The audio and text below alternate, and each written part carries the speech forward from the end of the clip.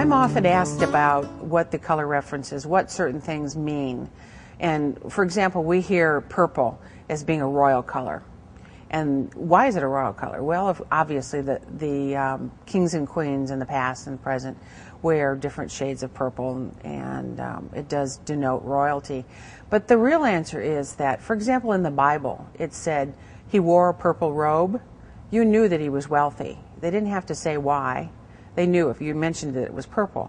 The reason being is it took a lot of little purple sea animals to create that dye, and you had to be wealthy in order to be able to afford it. So it historically became a royal color because of that.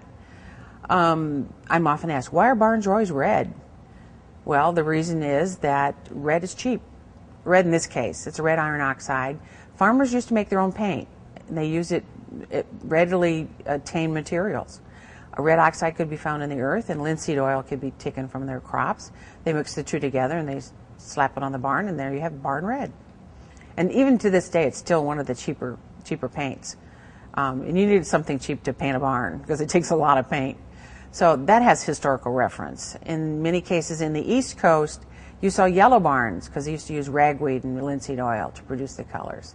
So some things get tradition because of what was readily available and what might have been used in historic times. We know, of course, in history that colors were made from things found in the earth.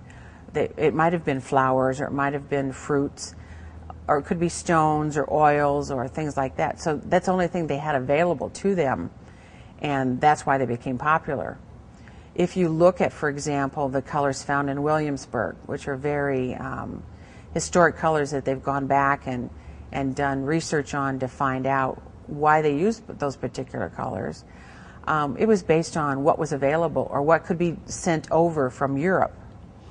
They may not have been able to find particular things in America to make those colors, but they'd come over from the ships, and those colors have a lot of their origin from Europe. So some of those traditions are the things that make things more popular.